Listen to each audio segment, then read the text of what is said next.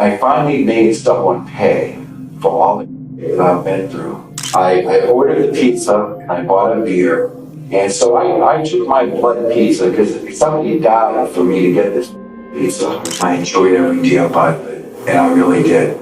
My only regret is that I hadn't killed 30 more sons of like her. Located in the Orlando, Florida metropolitan area, the idyllic suburb of Winter Park is an affluent city, including the Park Avenue district. Among residents of the exclusive area were Reed Berman and his son Oliver. Reed, a successful commercial real estate executive, had a very demanding schedule. His salvation came in the form of an assistant who served as both nanny and house manager. Her name was Jennifer Fulford, and she'd worked for him somewhere between 6 and 7 years. She was extremely reliable, and she did a wonderful job ensuring everything within the household was taken care of. To top it all off, she was said to be an exceptionally kind soul. The morning of September 27, 2017, had all the makings of a normal Wednesday, but it would quickly turn tragic. Jennifer and Oliver headed out on their commute to school around 7:15 or 7:20, and when Jennifer returned to the residence afterward, she and Reed briefly discussed the day's agenda.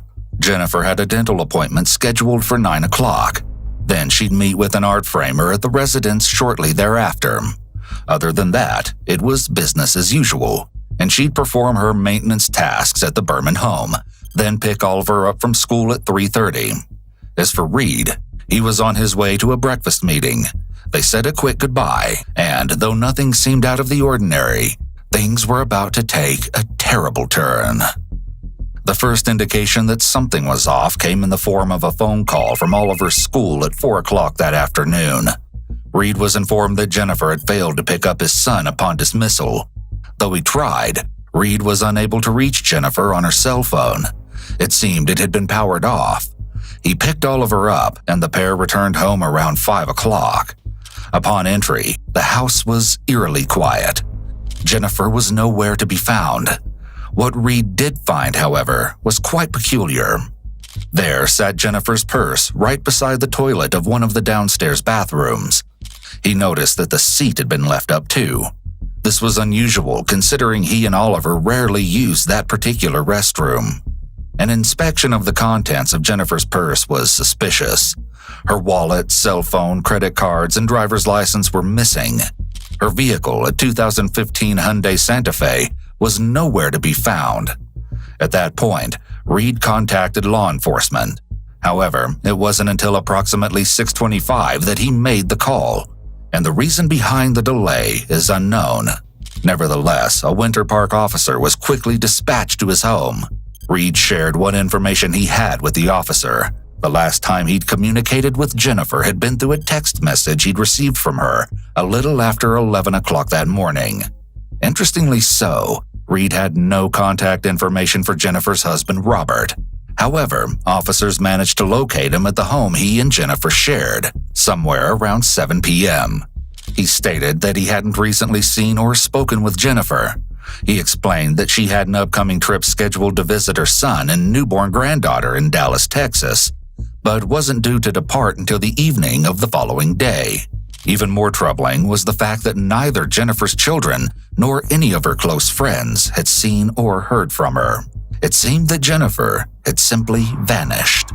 That very evening, Robert examined bank records in hopes of uncovering something that could aid in the investigation. As expected, he found a record of payment to Jennifer's dental office at 10:08 that morning. However, it was the transaction that followed that gave Robert pause. A Wells Fargo ATM was visited at 12:10 that afternoon, and a withdrawal of $300, the maximum amount allowed, occurred. According to Robert, the idea of Jennifer having withdrawn the funds was completely unlikely, or at least he thought so. Then a development came in the form of a realization that Jennifer's vehicle happened to be equipped with a service known as Blue Link, which allows Hyundai drivers to remotely access their vehicles using their smartphones. It was the hope Jennifer's SUV could be located with help from the system, but it was soon discovered that the vehicle was still registered under previous owners, and thus the account was inactive. When business hours resumed the following morning, Robert frantically completed necessary paperwork in order to have the system reactivated. And upon completion, Detective Dawes, who was one of several working the high-profile case, would be notified with any available data pertaining to the vehicle's whereabouts. Also that morning, the lead and assistant detectives paid a visit to Reed in order to conduct an interview. Reed led the detectives through his sizable home and showed them everything that seemed out of place or suspicious.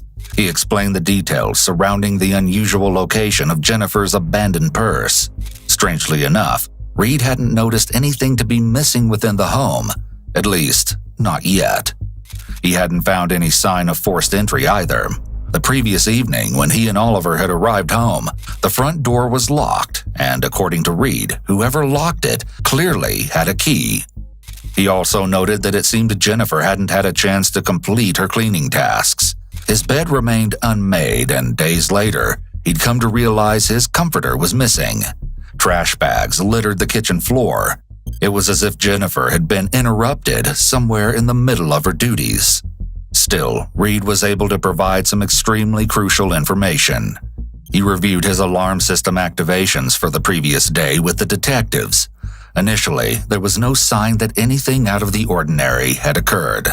I went out this way. It's by 8:30. When you say this way, meaning the back? Yeah, my car's... Yeah, where the garage. Yeah, I leave. The door opens. And now she's got to go to her 9 o'clock. It's 8:43. The door opens. Mm-hmm. She goes to the dentist. She comes home at about 10:35. Between 10:30 and 11:32, there's no penetration of anything, okay? So I'm just assuming she's here cleaning. However, a series of activations occurred thereafter, and they told an unsettling story. Then the door opens, but doesn't close. Again, the front door we're talking about. At 11:47. Okay. 15 minutes after she comes home, it opens, but it doesn't close. Then 3 minutes later, the master bedroom is motion activated. Mm-hmm. 11:53, 3 minutes later, it's idle. Oh. It goes out. Then 1 minute later, the front door, it's right out the front door. And well, what time is that? What's the time? 11:54. 11:54. And that's the last you've seen of, I guess, the door opening and closing till... It doesn't open up till 4:58 when I come home. And the back door from the garage. Yeah.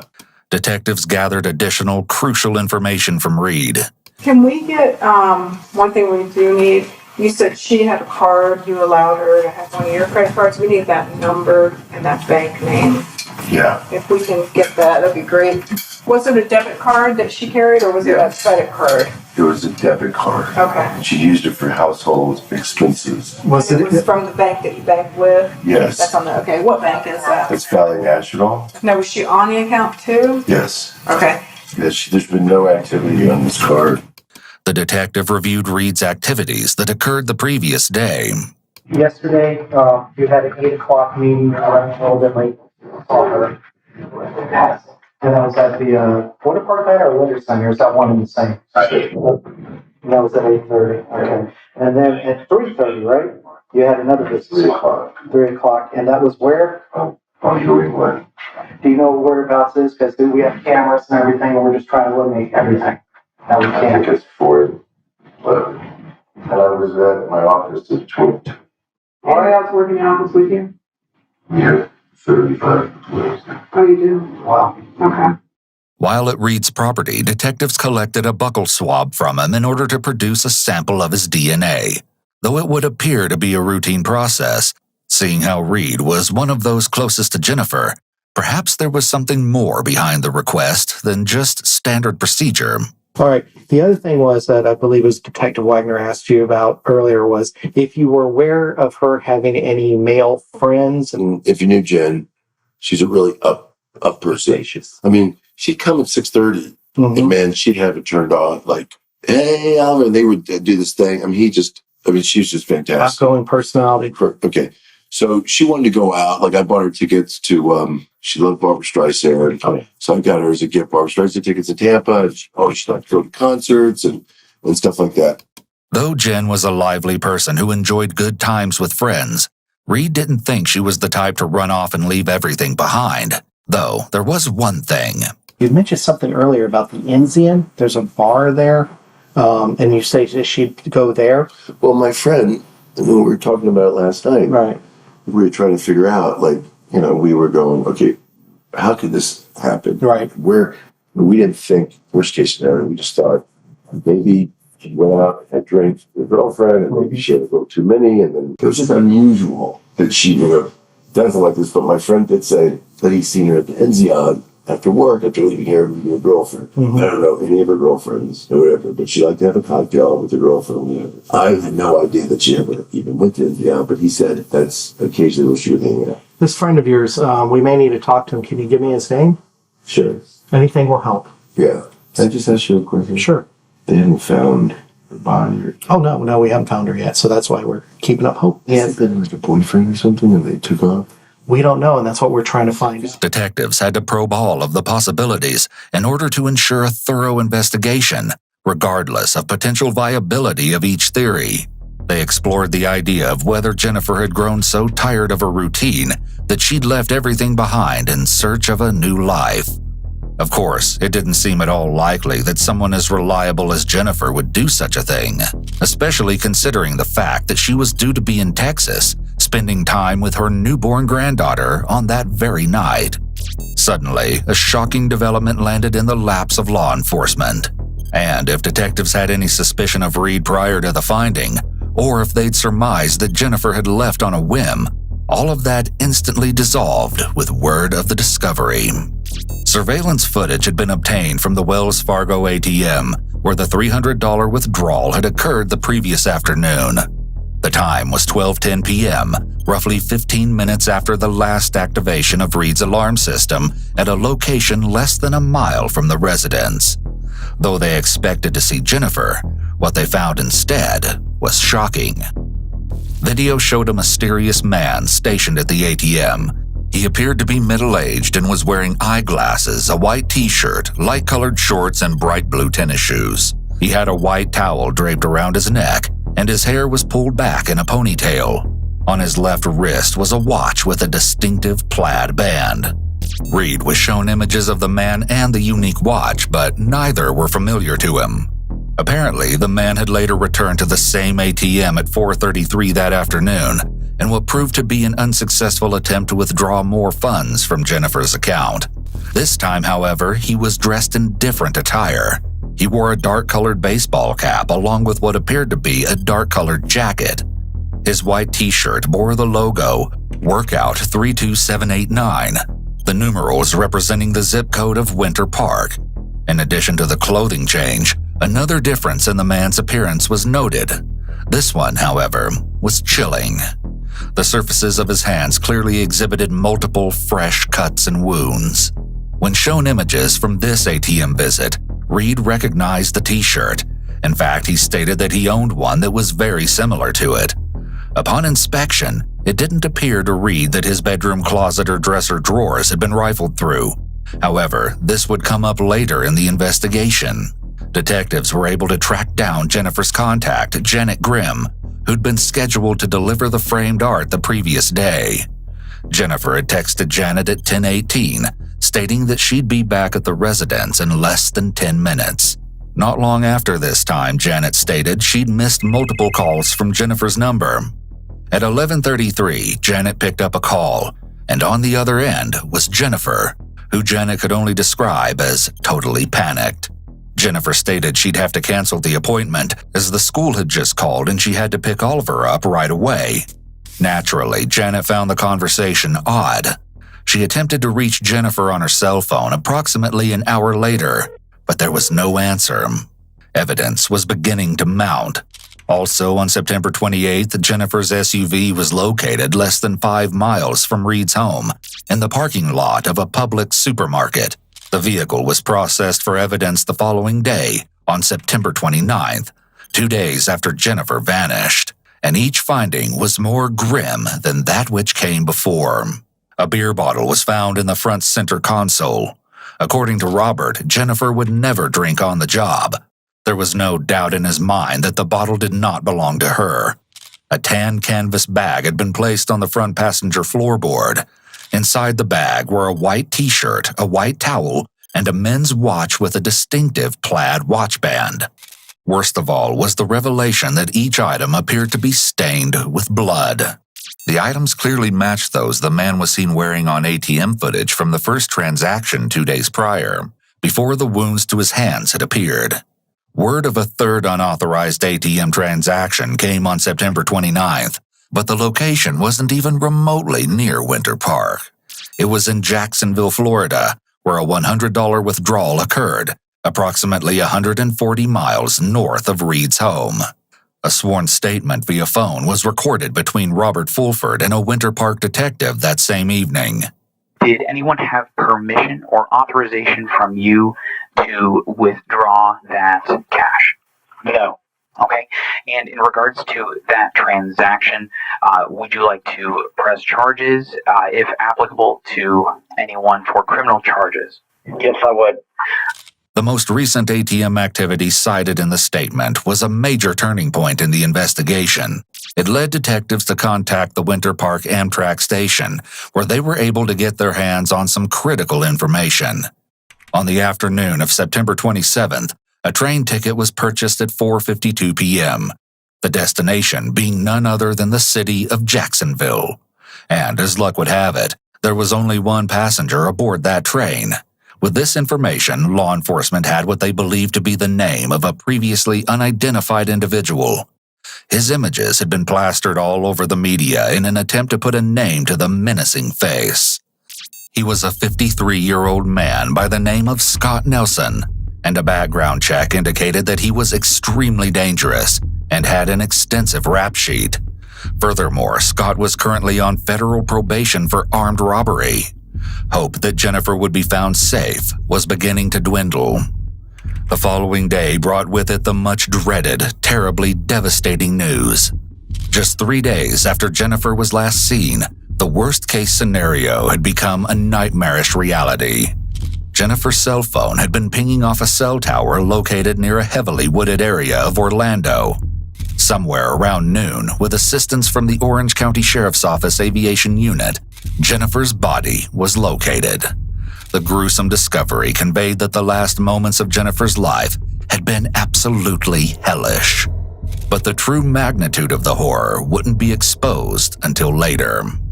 The merciless nature of the killing further motivated local law enforcement and U.S. Marshals, who'd been enlisted to assist with the investigation, to locate Scott Nelson.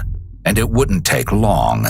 The day after Jennifer's battered and discarded body was found, the suspected murderer also turned up. It was shortly after 4 p.m. on October 1st that Scott was located at the Sunshine Inn Motel in Jacksonville, just a half-mile trek from where the local Amtrak station had dropped him off. Initially, it was anyone's guess as to how the apprehension was going to play out. Law enforcement was aware that Scott didn't have a lot to lose. That, paired with his violent nature, could be a recipe for absolute disaster. The showdown began with Scott's refusal when ordered to exit his room, but it proved to be short-lived, and Scott was taken into custody without incident. However, the investigation had essentially just begun. A couple hours after his apprehension, the suspect had landed himself in an interrogation room. The following never-before-seen footage has been analyzed by a qualified team, including a licensed attorney, a licensed clinical psychologist, and a licensed professional counselor. I got you. Thank you. There's going to be a little bit of park detectives want to interview. Sure. So if you need to use the restroom or anything like that, don't hesitate to knock on the door. I'll be right on the other side, okay? Okay, thank you. It's going to be longer than a little bit, as the detective described. The Winter Park detectives have the 140-mile trek to make up to Jacksonville. And as you can see, the extended wait time is starting to wear on Scott, approximately 2.5 hours in.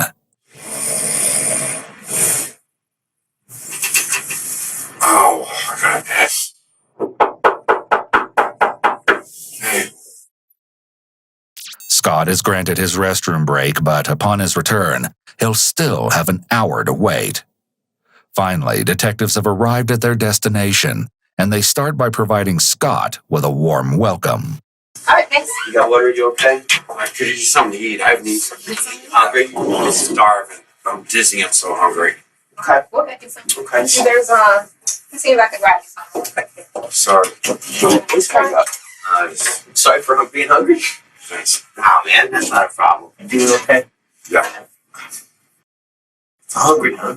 Yeah, starving. What do you like to eat? Oh, God, anything. Anything? Oh, God, I'm not too fussy. You got something? Oh, that's fine. Energy up here. That's good.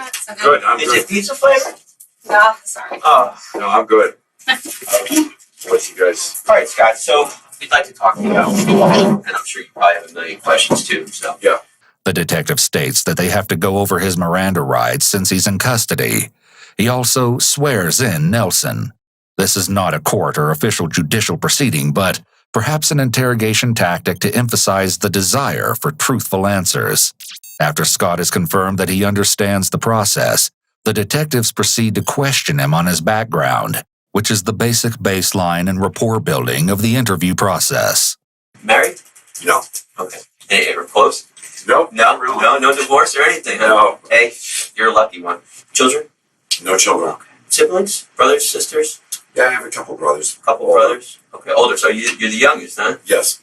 After a little small talk, Scott is starting to grow impatient. Can I ask you Yeah, something? ask away. Go ahead. I'm under arrest. Yes. and What we can get are into my that. charges? Okay. Right now we got some issues with some credit card use. Okay. So I'd like to go into that. All right. And, Okay. and say. What credit card? Because I don't know. A credit card. So you don't own a credit card? No. Do you have a debit card? ATM card? Trying to think. I think I do. Okay. What do you think you do? What does that mean? The question causes Scott to freeze in place, and he hesitates to answer, ultimately going for the evasive "I think" response. This is a red flag for deception. It's a simple yes or no question. Of course, Scott doesn't want to provide any sort of answer here. The mere mention of a debit card likely set off alarm bells in his mind since he'd used Jennifer's debit card. I don't have enough information. I mean, As I said, well, let's walk through it. Okay? Sure, okay. All right. Do you have any idea why you think you may be here at all? No. No. Okay. Well, let's go back a little bit. You were in Orlando last week? Mm-hmm. Okay. How long had you been in Orlando for? About 4 months. 4 months? Where were you before you got to Orlando? Prison. Okay, so you got out of prison, you came right to Orlando? Yes.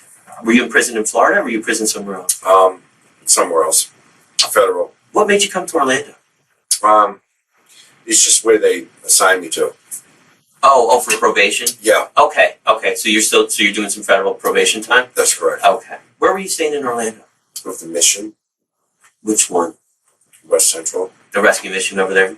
Right by the old police station. Yes. How did you like the rescue mission? Was it okay? Yeah. I mean, no one really wants to be there. No. Now, were you working while you were in Orlando? Yeah, I was working for a painting business. It's in Winter Park. What'd they have you doing? Painting apartments, Apartments? Like new apartments or old apartments, like refurbished or what? like the villages and Okay. some, pretty nice places. Are you still employed with them? No. When did that stop? A couple of weeks ago. A couple weeks ago. What happened? I'm just curious to know where this is all headed. Well, that's what we're getting to. Will I have an attorney coming in here? That's totally up to you. You tell me. I mean, Oh, yeah. No problem. what would you like? I think, since I've been arrested, I think I'd like an attorney present to speak. Scott is polite and formal in addressing the detectives, and he presents as confident when he expresses that he wants an attorney. Even if we didn't know of Scott's criminal history, it's evident that this isn't his first rodeo. He seems to know his rights and doesn't appear intimidated by the interview process. But just like that, after all that waiting, the conversation has come to a halt before it's really even gotten off the ground. While Scott wasn't in the mood to talk on that particular night, it would only be a matter of time before he'd have a change of heart, for lack of a better way to describe it. Because as you're about to hear, someone who could inflict such an agonizing death upon another is as heartless as they come, truly evil right down to the core. It was a month to the day of their initial meeting when Scott mailed a letter to one of the detectives, expressing his desire to speak with them about the investigation. A meeting was arranged and took place on November 13th, 2017 at the Federal Detention Center in Miami. It's approximately 10:41 a.m. at FDC in Miami for an interview with Nelson. This time around, Scott is so forthcoming the details are likely to turn the stomachs of even the most seasoned detectives. However, the most shocking element of all is his alleged motive. It's utterly unfathomable. I know what you said in the letter, and so I want to go over the letter with you. You know, like I told you last time, I know there's stuff you want to tell us, and we'll go from there. Okay, yeah. The detective covers Scott's Miranda rights, then the conversation begins. What prompted you to write the letter? Well, yeah, because of the conditions that they have me under. I'm treated very hard where the other inmates aren't. It's got to change. I mean, something has to change. There's a quid pro quo. I mean, you know, you guys may have the answers that you need, and I have that information. Essentially, Scott is admitting that he's willing to speak in order to gain better treatment for himself, not to help the victim's family or do the right thing. His motivation is self-centered and narcissistic. The detective is willing to listen to everything Scott wants to get off his chest.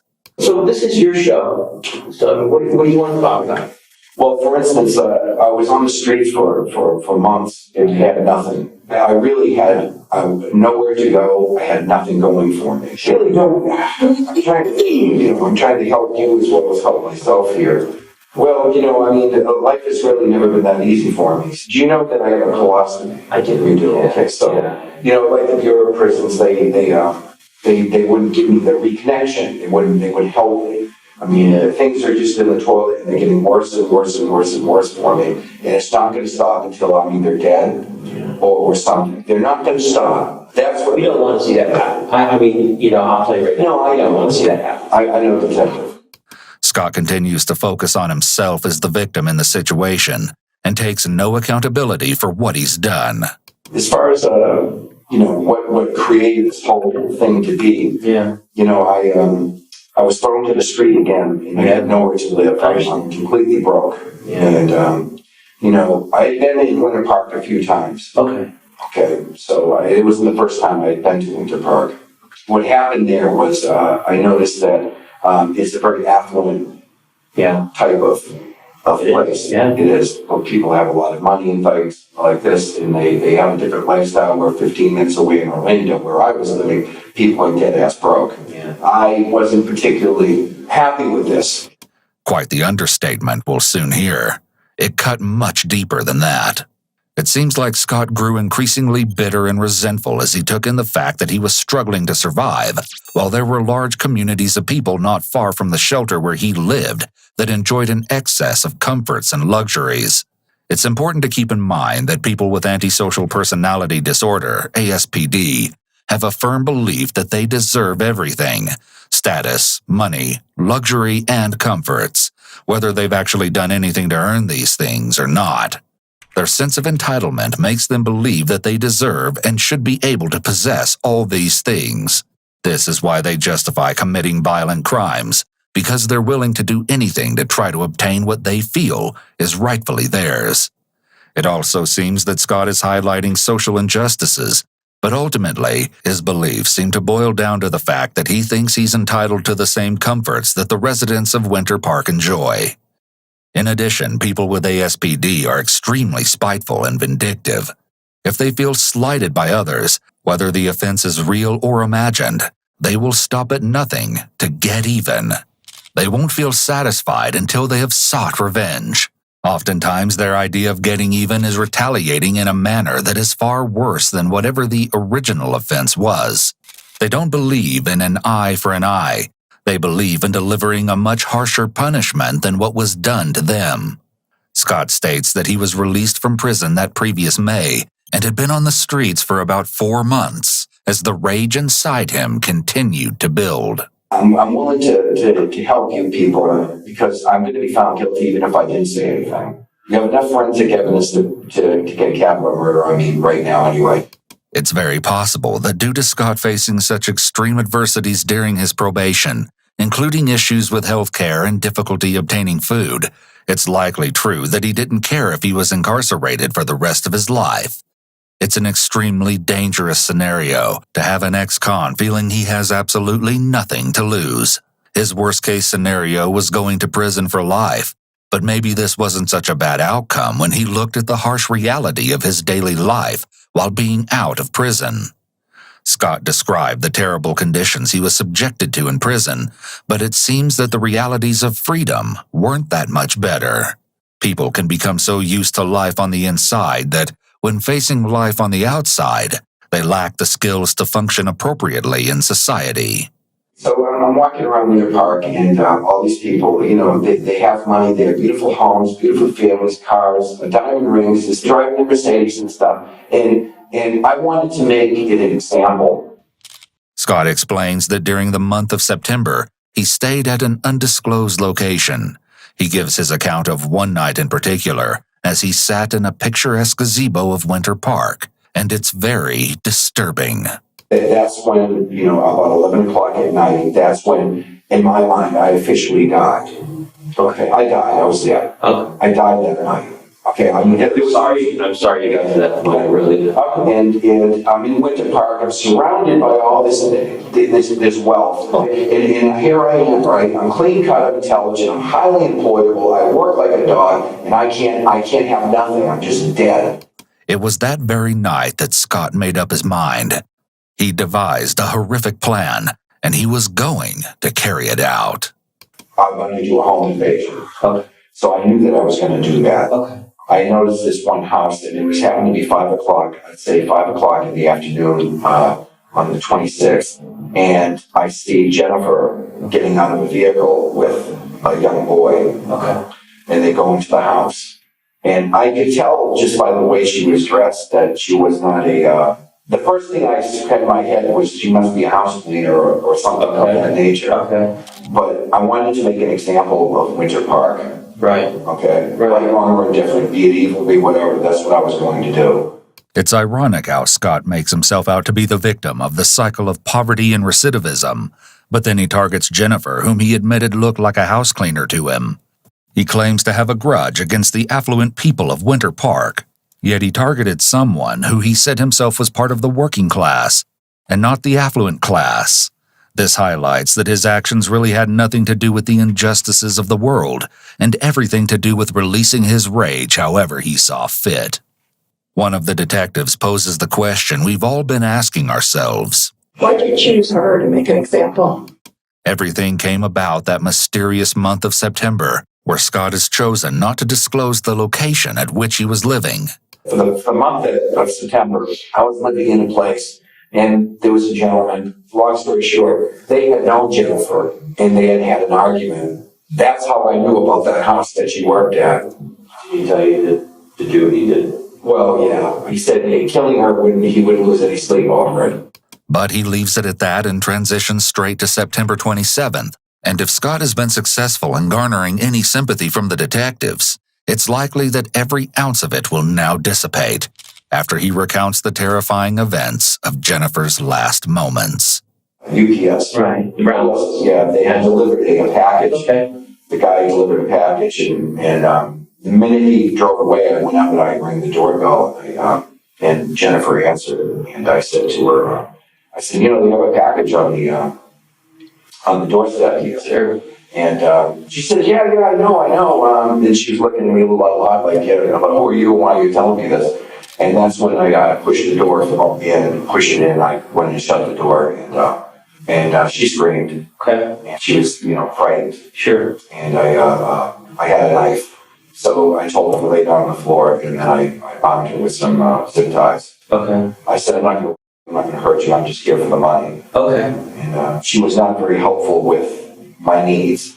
This statement shows Scott's grandiosity and sense of entitlement. But this is also an example of victim blaming, something that individuals with antisocial personality disorder commonly engage in when they commit crimes and violate others. I mean, here it is, an honest citizen, and she's probably never told many lies in her whole life. Sure. And all of a sudden, she runs into a bad guy, and now she wants to fly out. Or whatever happened, you give the guy what he wants and let him leave. No. Did that just make the situation worse? Yeah, yes, it did. It made it a lot worse because I'm just trying to get some food, some money, and whatever. Scott then explained that he felt Jennifer was purposely misleading him. She gave him the ATM card and PIN, but didn't disclose that she also had a debit card tied to Reed's personal bank account. She did, however, state that Reed had some expensive watches located in his bedroom. So I went upstairs for a second. I got the brown comforter out of the bed. I wrapped her in the brown comforter and put her in the back of her own vehicle. Okay. I loaded her out through the front door, and then I left. So she was in the back of the vehicle, and I left with her. Okay. I went to the ATM machine and I withdrew the $300. Jennifer was absolutely terrified. She was trapped in a compact space, wrapped tightly in a comforter, and having difficulty breathing. As for Scott, Then I went shopping. Kind of cold-blooded, isn't it? You're showing the amount of compassion that you got shown is what it sounds like to me. I'm not firing on all my cylinders, but the thing is, I mean, I have my faculties. I know the difference between right and wrong. this is one of the confounding realities of individuals with antisocial personality disorder. They are aware of right and wrong, but they don't care. Their own needs are always at the forefront of their thoughts, intentions, and actions. I wanted to have the owner go to the bank and withdraw a large enough sum of money so that I could, abscond. And that didn't happen. No. So now we have Jennifer in the back of the vehicle, and I have $300, and now what do I do with her? Right. So now I'm driving, trying to find a place to find Jennifer, where I can put her. And she's telling me, throughout this whole experience, even in the house, she says, I'm really afraid you're going to kill me. Right. Please don't kill me. Right. In all reality, I'm having a hard time having compassion because I've been brutalized for so many years that I don't even know what compassion is anymore. This could be a true statement. When people experience long-standing trauma, they can become numb and essentially void of any feeling or emotion. Alternately, those with antisocial tendencies tend to lack the capacity for emotion and connection to begin with, due to neurological differences. So it's possible that this has always been his version of normal. It's the human condition. Absolutely. Her phone started ringing and stuff. I just shut it off. So I finally found a place to put Jennifer. Yet again, Scott confirms that the killing was completely premeditated. He details a purchase he made that consisted of items that would be used to murder an innocent person who happened to be in the wrong place at the worst possible time. Purchased all that at Walmart. Walmart? Yeah. How many days before? I think perhaps a week before it in Princeton Street. Okay. I purchased it with a check. Scott's estimation was close, just off by a few days. He made the purchase at an Orlando Walmart the afternoon of September 16th, 11 days prior to when he carried out Jennifer's murder. This confirms that whether Jennifer cooperated with Scott's needs or not, he was going to murder her. There was nothing she could have done. Detectives met with asset protection officers at the Walmart just 3 days after the confession and saw it all on surveillance footage. Scott had purchased nearly $500 worth of items, including food, several cartons of cigarettes, and blue tennis shoes.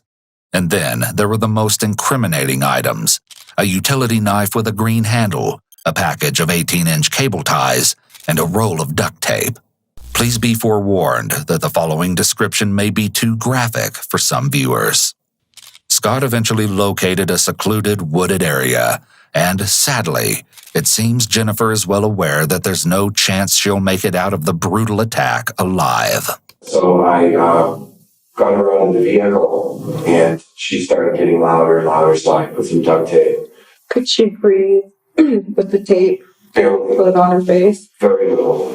She's pleading for her life. Did you ever hit her in the head, or did she ever hit her head on the ground or anything like that? Back of her head? Yeah. Yes, I punched her When? prior to duct taping her up. I stabbed her 3 times that I didn't remember. Remember where? Yeah, once in the back, another time in the back, and then the 3rd time I was walking away, and I thought to myself, you know what? I'm not going to let this testify against me, because they're going to give me the same amount of time. So I killed her. I put one through her heart. She had put me away for the rest of my life anyway. So I mean, so I killed her, and she let out a gasp, and that was it. And she died. Calling her a name is Scott's way of depersonalizing her. It's a distancing technique so that he doesn't have to see her as a person, even though she hasn't done anything to him but try to comply and survive. Well, then what did you do after that?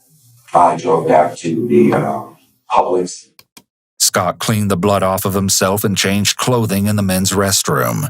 It was then that he replaced his t-shirt with the Winter Park one, shown in the photos from his second visit to the ATM, which occurred that day.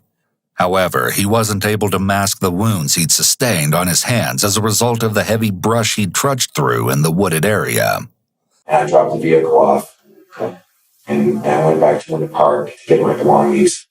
And then I sat there and I thought about what I've done, everything, and I was hungry. Yeah. Aside from the fact that this shows his complete lack of moral conscience and empathy, Scott being hungry after the murder indicates yet again that his only objective in life is to fulfill his own needs.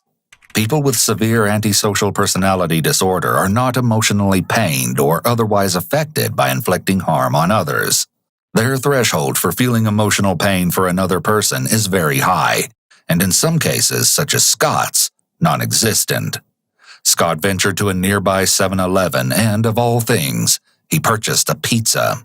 Well, I called it the blood pizza. Okay. Because the reason why I called it that is because I ordered the pizza and I bought a beer with the highest level of grace that I could muster. I was actually proud of what I did because of that. After all the years that I've been kicked in the face by the Federal Bureau of Prisons and all the years that not attaching my claws to me and all the years of getting beat up and tormented and everything, I finally had a certain level of self-respect. I finally made someone pay for all the that I've been through. And so I took my blood pizza because somebody died for me to get this pizza. So I walked down and I'm holding the beer and I'm walking and I'm dressed immaculately because I've washed myself and everything in Publix. And I'm walking down the street while all these rich people are walking around buying jewelry and they're having their good life and all this stuff and wouldn't give a rat's about me. And so I'm carrying my pizza. Little do these bastards know what I had to do for this friggin' pizza. Yeah. And I walked back up to that gazebo and I ate that pizza, every bite of it, and I enjoyed every damn bite of it. And I really did. And I hope, my only regret is that I hadn't killed 30 more sons of bitches later. It's almost like Scott felt he was one of them for a short time, like he was living a piece of the good life for once. He felt vindicated because, unlike the rest of the Winter Park community, he believed he really earned that beer and pizza. It also seems like Scott was taking pleasure in knowing a secret that the community hadn't yet discovered, one that would frighten them and make them feel like their city wasn't as safe as they thought it was. He enjoys feeling like he took something from the citizens of Winter Park. He stole their peace of mind and burst the bubble they lived in, and he seems to like this because he likely feels as if others are sharing in his misery. An utterly chilling account, but clearly it was all in vain. You know, this is the evil part of it all. With concern to after everything that's been going on, here I am, I'm back in Winter Park, and nothing's changed. Yeah. Okay, I have a couple $100 in my pocket. A girl is dead, and I'm still have complete contempt for Winter Park. Did it make you feel any better? No, it didn't make me feel any better, but I just don't understand how things are the way they are. A truly senseless death, and his motive behind it all was even more shocking. After Scott's gut-wrenching version of the nightmarish day concluded, one of the detectives asked why it was that Scott reached out with his letter and came forward. And as Scott explained it, he wanted his story to be heard. Clearly, he felt he was the victim. He also, quite obligingly, filled in the missing pieces. He hadn't intended for the murder to go unsolved, after all. I left everything for the law enforcement to find. Okay. The knife, I threw that where? About 70 feet from the murder of the body. Yeah, that's her vehicle. And is that the vehicle that you took that day? Yep, that's it. Is that the vehicle that she was in the back of? Yes. That day when you were at the house, did you eat any food there or drink any beverages or anything? I took one beer. The empty bottle found in Jennifer's car was the one he stole from Reed's home. And is that the comforter that you took from the, Yeah, that'd be it. this picture, this house, does this look familiar? Yeah, that's it. Who's that? The Jennifer Fulford. But in stark contrast to how Scott is able to speak of his victim so casually, without so much as a hint of emotion, he can't hide the fury he feels, apparent in his voice as he speaks of the true motive behind the murder. And it's like nothing we've ever heard before. I was doing really well. Okay. In society, in the street, Right. job. And over there, my probation officer came in, and he premeditatedly and deliberately went in to sabotage it and blow it up. So, Really? oh, yes, sir. The probation officer did everything he could in his power as a man. He woke up that morning just as premeditated as I did. Yeah. Okay. I knew what I was going to do. All right. I needed money. Okay. And I did what I had to do to survive. Okay. All right. He did what he had to put me in that position. People with antisocial personality disorder do not take any responsibility for their actions. It's always someone else who caused them to make poor decisions. Maybe Scott felt he would punish the law by breaking the law. He seems to believe that his probation officer had sabotaged his job and source of income, and that these things warranted him committing a crime. In his mind, it's all a conspiracy. Law enforcement decides who will be placed on a path doomed for failure. They really had a notion in their head that they wanted to destroy this guy sending back to prison. I mean, that's what they do. I mean, they have certain individuals. Oh, of course they do. And things started adding up. I had all I could take, and it just something happened to me that I just couldn't take it anymore. I'm hungry. I'm a felon. I'm homeless. I did everything I could to abide by the law. Yeah. They're going to put me in prison anyway. The bottom line is this, is that my probation department, the feds, they put me in this situation as well as those people, the Federal Bureau of Prisons. And I still walk around the closet because of that, okay? And you have no idea how sick and evil that is to do to a man. However, Scott's assertion that various government agencies were what drove him to murder wouldn't get him very far. He'd said it himself. There was enough forensic evidence to tie him to the murder. The beer bottle contained Scott's DNA. In addition, the white t-shirt, white towel, and watch with the distinctive band that were located in the canvas bag within Jennifer's SUV had been analyzed by the Florida Department of Law Enforcement Forensic Lab. Each item showed visible staining that appeared to be blood, and the stains were confirmed to match both Jennifer's and Scott's DNA profiles. Is there anybody out there that is looking for someone? Oh, yeah. Okay. And those are the people that I really want to try to help. Right, I understand. Despite Scott's claim that he understands, he declines to divulge any additional information, and the interview ends. Whether there's any truth in his assertion remains to be seen, but the idea, as terrifying as it is, could be all too real. We know exactly what Scott is capable of. Before his trial, Scott wrote to the judge and, true to his character, he made even more shockingly selfish statements. In the letter, Scott claimed that he had already admitted to unsolved armed bank robberies and that he promised to divulge information about 8 homicides he committed, ones he has never been caught for. Why would he suddenly give up that crucial information? Well, Scott claimed that since his arrest, he had lost 40 pounds of body weight because he doesn't get enough food in prison. He made his demands very clear, writing, "I'm starving to death, and I'm asking to be fed more food." That's right. He would admit to 8 murders in exchange for more food in jail. The trial wouldn't take place until late June of 2019, nearly 2 years after Jennifer's brutal murder. Scott elected to testify, likely against the advice of his attorneys.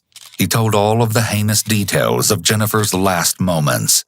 Not surprisingly, he continued to blame his parole officer entirely for Jennifer's death. The idea that justice could truly be served in a case such as this is unrealistic. If nothing else, however, Scott didn't receive the sentence to death he'd sought. He was found guilty on all counts, including first-degree murder, and was sentenced to life in prison without any chance of parole.